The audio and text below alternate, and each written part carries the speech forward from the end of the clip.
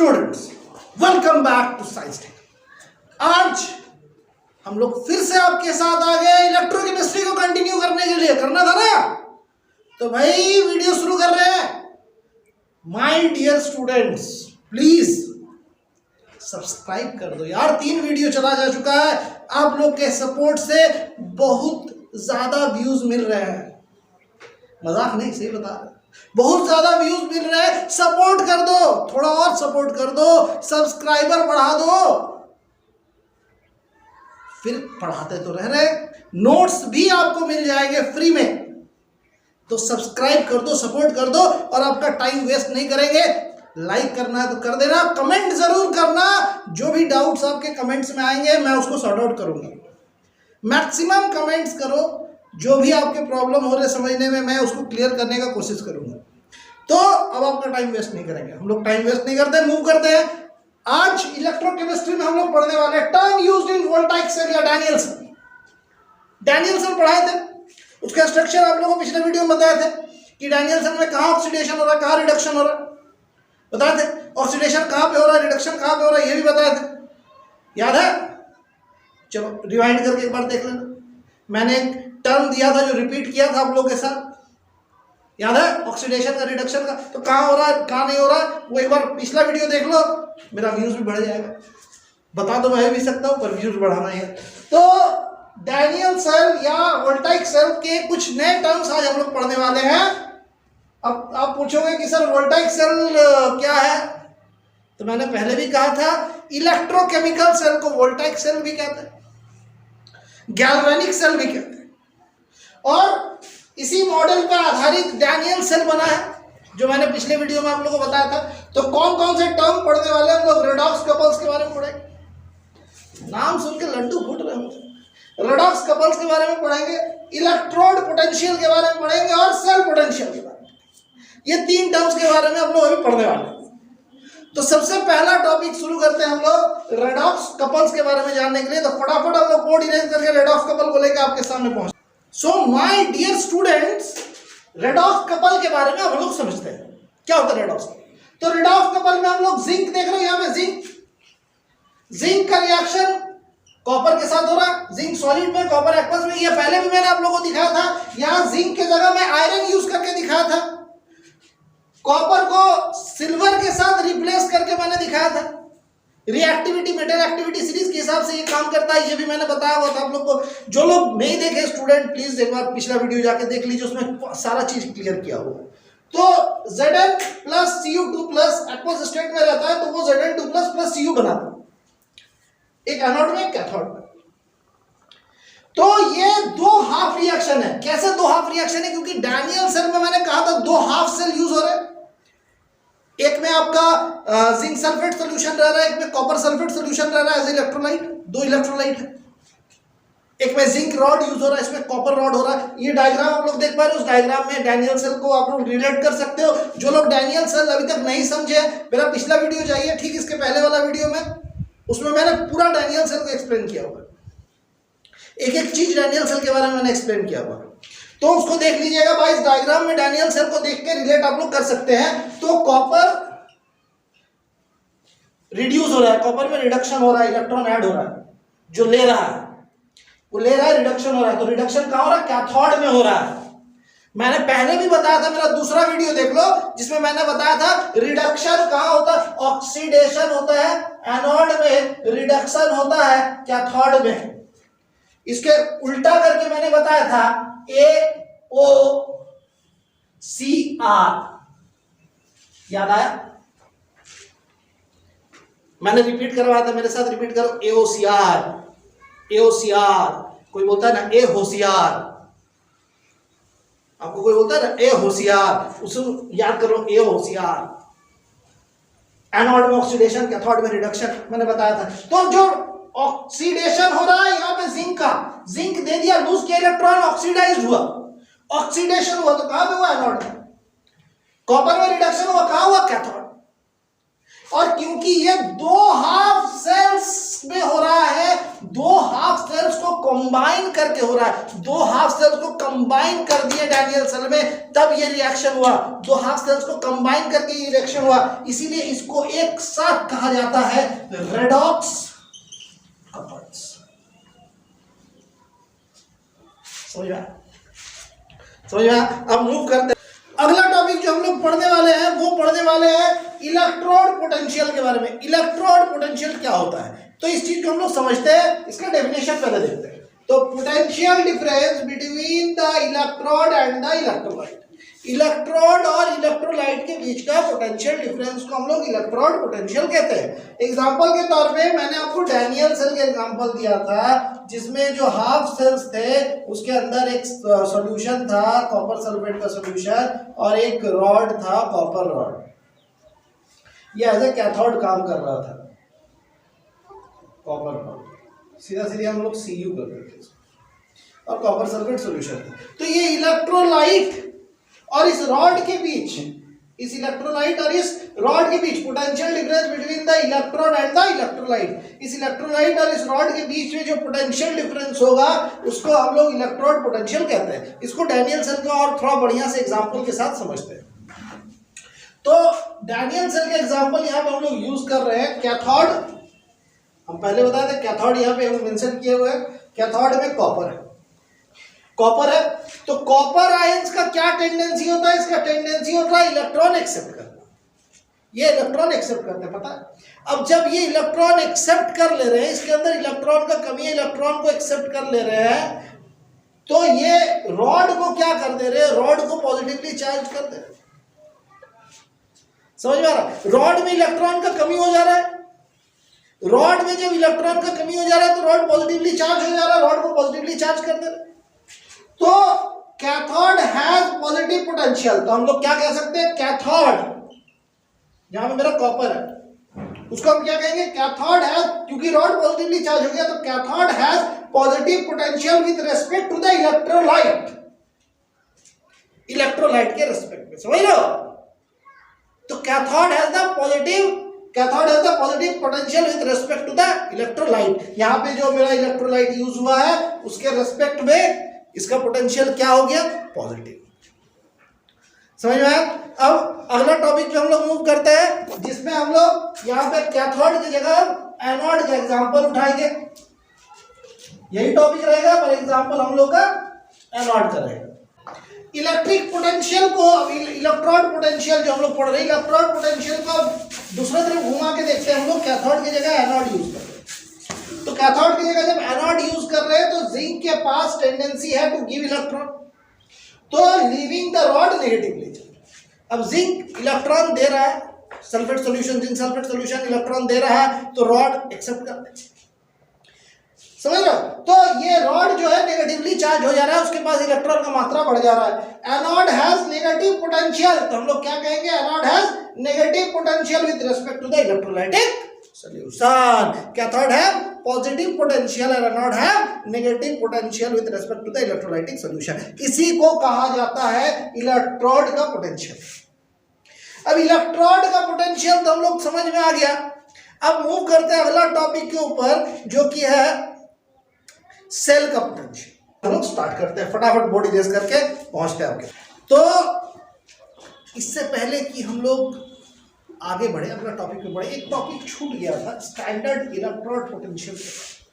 अभी आपको cell potential में शुरू करने वाला था, पर इलेक्ट्रोड, स्टैंडर्ड इलेक्ट्रोड पोटेंशियल, अभी आपने इलेक्ट्रोड पोटेंशियल पढ़ा, स्टैंडर्ड इलेक्ट्रोड पोटेंशियल छूट गया था, मेरे ध्यान से हट गया था, इसलिए पहले मैंने इसको मेंशन कर दिया। Electrode potential when the concentration of all the species, क्या होता है definition, electrode potential when the concentration of all the species, जब सारे जितने भी चीज है सबका कॉन्सेंट्रेशन इन्वॉल्व, जो उसमें इन्वॉल्व है, इन्हें हाफ सेल, एक हाफ सेल में इन्वॉल्व है, वो यूनिटी है, यानी वन है। इसको ऐसे समझते हैं, इसके लिए हमको कुछ कुछ स्टैंडर्ड कंडीशंस चाहिए होता है। क्या कंडीशन चाहिए होता है, टेम्परेचर 298 केल्विन होना चाहिए, प्रेशर 1 एटमॉस्फेरिक प्रेशर 180 होना चाहिए, और कॉन्सेंट्रेशन 1 मोल पर लीटर का होना चाहिए इलेक्ट्रोलाइट। ये तीन स्टैंडर्ड कंडीशन मेंटेन होंगे तब स्टैंडर्ड इलेक्ट्रोड पोटेंशियल हम लोग का निकलता है।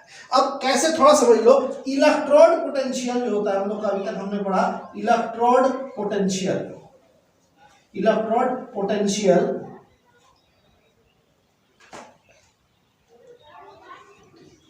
को हम लोग ई से रेफर करते हैं, और जब हम लोग स्टैंडर्ड इलेक्ट्रोड पोटेंशियल एसीपी का बात करेंगे तो इसको हम लोग डिनोट करेंगे ई नॉट, ऊपर एक नॉट लगा, ई नॉट से रिप्रेजेंट किया जाता है। इलेक्ट्रोड पोटेंशियल को ई से रिप्रेजेंट करेंगे, स्टैंडर्ड इलेक्ट्रोड पोटेंशियल को हम लोग ई नॉट से रिप्रेजेंट करेंगे। कोई दिक्कत समझ में आया यहाँ तक? चलो अब बढ़ते हैं हम लोग cell potential. So my dear student, move करते हैं सेल पोटेंशियल को समझने के लिए। तो सेल पोटेंशियल को समझने से पहले हम लोग समझ लेते हैं कि एक इलेक्ट्रोड में ऑक्सीडेशन हो रहा है, एक इलेक्ट्रोड में रिडक्शन हो रहा है। तो जिसमें ऑक्सीडेशन हो रहा है उस इलेक्ट्रोड का ऑक्सीडेशन पोटेंशियल हम लोग कैलकुलेट करते हैं, जहां रिडक्शन हो रहा है उस इलेक्ट्रोड का रिडक्शन पोटेंशियल हम लोग कैलकुलेट करते हैं। तो स्टैंडर्ड ऑक्सीडेशन पोटेंशियल या स्टैंडर्ड रिडक्शन पोटेंशियल कैलकुलेट करने का तरीका क्या होता है? तो E naught is equal to M by M to the power N plus, और E naught is equal to M to the power N plus by M. ये जनरल फॉर्मूला होता है। आगे हम इसको डिटेल में आपको एक्सप्लेन करेंगे कैसे ये फॉर्मूला काम कर रहा है और कैसे हम लोग यूज कर रहे हैं। तो फॉर इंस्टेंस आप लोग इसको भी नोट डाउन कर सकते हैं। अब ये जो सेल पोटेंशियल होते हैं ये होते क्या है? अभी तो मैंने इलेक्ट्रोड पोटेंशियल समझा कि इलेक्ट्रोड पोटेंशियल इलेक्ट्रोलाइट और इलेक्ट्रोड के बीच का पोटेंशियल। अब जब डैनियल सेल का हम लोग एग्जांपल लिए तो डैनियल सेल में दो हाफ सेल्स हैं, एक इधर एक इधर, एक राइट में एक लेफ्ट में। तो ये दोनों के बीच का पोटेंशियल डिफरेंस, ये दो हाफ सेल्स के बीच का पोटेंशियल डिफरेंस को सेल पोटेंशियल कहा गया। ये दो हाफ सेल्स के बीच के पोटेंशियल डिफरेंस को सेल पोटेंशियल कहा गया। इसका एक और नाम होता है सेल इलेक्ट्रोमोटिव फोर्स। इसको सेल का इलेक्ट्रोमोटिव फोर्स भी कहा जाता है, electromotive force of the cell. तो potential difference between two electrode, दो इलेक्ट्रोड्स के बीच, एक एनोड एक कैथोड, ये दो इलेक्ट्रोड के बीच में पोटेंशियल डिफरेंस बन रहा है। दो सेल्स है तो उसमें दो इलेक्ट्रोड है, इसके बीच में पोटेंशियल डिफरेंस बन रहा है। इसको कहा गया है सेल पोटेंशियल। इसको कैलकुलेट करने के लिए इसका ऐसा यूनिट वोल्ट होता है। इसका सिंबल हम लोग ऐसे ई लिख के नीचे छोटा सा सेल लिखते हैं, यहाँ पे आप लोग देख पा रहे हैं। इसको हम लोग ईएमएफ ऑफ द सेल कहते हैं। कब कहते हैं इलेक्ट्रोमोटिव ऑफ द फोर्स? जब इसमें से कोई करंट, इस सेल में से कोई करंट को खींचा ना जाए। When no current is drawn through the cell, इस सेल से जब कोई भी करंट को हम लोग ड्रॉ नहीं कर रहे तब इसको हम लोग कहते हैं E cell, electromotive force of the cell. समझ रहे हो? Electromotive force of the cell कब कहते हैं? जब no current is drawn through the cell.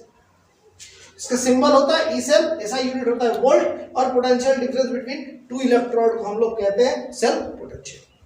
अब इसको थोड़ा इलाबोरेट तरीका से हम लोग समझते हैं। ये तो बेसिक जानकारी था, इसको इलाबोरेट करें। सो माय डियर स्टूडेंट्स, अभी हमने सेल पोटेंशियल समझा, इलेक्ट्रोड पोटेंशियल समझा। अब कोई आपको बोलेगा इलेक्ट्रोड पोटेंशियल कैलकुलेट करने, कि इलेक्ट्रोड पोटेंशियल कैसे कैलकुलेट होगा, तो उसमें दो ऑप्शन आपके पास आएंगे कि ऑक्सीडेशन पोटेंशियल कैलकुलेट करना या रिडक्शन पोटेंशियल कैलकुलेट करना। तो जब भी जनरली आपको इलेक्ट्रोड पोटेंशियल कैलकुलेट करने के लिए बोला जाएगा तो रिडक्शन पोटेंशियल ही कैलकुलेट कीजिए हमेशा। जब भी आपको सेल पोटेंशियल कैलकुलेट करने बोला जाएगा, इलेक्ट्रोड पोटेंशियल कैलकुलेट करने बोला जाएगा, तो रिडक्शन पोटेंशियल ही कैलकुलेट कीजिए। ठीक है, तो ये काम कैसे करता है हम लोग पहले समझ लेंगे। कि आपको कोई बोलेगा कि ये कैलकुलेट करने के लिए हमको रिप्रेजेंटेशन करना हो, तो ये रिप्रेजेंटेशन कैसे करेंगे? तो उतना लंबा चौड़ा लिखने का जरूरत नहीं है। मैं जितना बोर्ड में लिख रहा हूँ, जितना समझा रहा हूँ, उतना हर बार तो आप लिख नहीं पाओगे। तो इसका कोई शॉर्ट तरीका होना चाहिए। बिल्कुल है, बहुत ही सरल और आसान टाइप का तरीका है यार। वोल्टेज सेल रिप्रेजेंटेशन में हम लोग ध्यान से देखेंगे, स्टेटमेंट मैंने लिख दिया, उसको मेंशन करेंगे। एक voltage cell is generally represented by putting a vertical line. एक वर्टिकल लाइन लगाएंगे सीधा सीधी बिटवीन मेटल एंड इलेक्ट्रोलाइट। एक सेल, हाफ सेल में कौन सा मेटल लगा है, कौन सा इलेक्ट्रोलाइट लगा है, उसमें एक सीधा सीधी लाइन लगाएंगे। और putting A double vertical line, दो लाइन लगाएंगे। दूसरे वाले में जब जाएंगे, सॉल्ट ब्रिज से कनेक्टेड है, vertical line between the two electrolyte connected by salt bridge. Example zinc solid. Single vertical line लगाए, जिंक 2+ एक्वस स्टेट में जिंक सल्फेट। ये क्या है? ये जिंक 2+ कुछ और नहीं है, ये है ZnSO4 solution. Electrolyte, electrode, electrolyte, electrode, electrolyte. Double vertical लगाए, like copper sulphate solution. Copper aqueous state में कुछ नहीं है, कॉपर सल्फेट सॉल्यूशन है, CuSO। सिंगल वर्टिकल लाइन लगाए, कॉपर सॉलिड, ये इलेक्ट्रोड। ये एनोड है, ये एनोड है, ये कैथोड है। समझ रहे हो? तो इस तरह करके रिप्रेजेंट किया जाता है। अब आओ और थोड़ा सा नए एग्जांपल की तरफ से समझते हैं, और जिनको ये डेफिनेशन उतारना है, और भी जो भी डेफिनेशन मैंने वीडियोस में डाले हैं, ये डेफिनेशन को पॉज करके रोक सकते हैं। हम 2 मिनट के लिए बोर्ड छोड़ रहे हैं, इस डेफिनेशन को आप लोग उतार सकते हो। सो माय डियर स्टूडेंट्स, एक और एग्जांपल मैंने आप लोग को दूसरे वीडियो में बताया था, कॉपर और सिल्वर। अब इसको समझते हैं। कॉपर सॉलिड स्टेट, इसमें इलेक्ट्रोलाइट एक्वस स्टेट में, उसी तरह सिल्वर का इलेक्ट्रोलाइट है और सिल्वर का इलेक्ट्रोलाइट। अब ये मेरे पास दिया हुआ है, ये रिप्रेजेंटेशन दिया हुआ है। अब इसमें से क्या क्या दिया हुआ हम लोग कैसे समझेंगे? तो देखो फटाफट समझते हैं। सबसे पहले यहाँ पे 2 सॉलिड स्टेट में है, तो जो 2 सॉलिड स्टेट में वो 2 इलेक्ट्रोड हो गए। क्या हो गए? 2 इलेक्ट्रोड हो गए। हमको पता चल गया यहाँ पे 2 इलेक्ट्रोड है। कौन कौन सा? एक कॉपर और एक सिल्वर। 2 इलेक्ट्रोड, एक कॉपर है, एक सिल्वर। अब देखेंगे silver reactivity, metal reactivity series के हिसाब से चलेंगे। सिल्वर क्या करेगा? सिल्वर 2 इलेक्ट्रॉन गेन कर लेगा और Ag बन जाएगा, सिल्वर बन जाएगा, इलेक्ट्रॉन गेन कर 2 इलेक्ट्रॉन गेन कर जाएगा।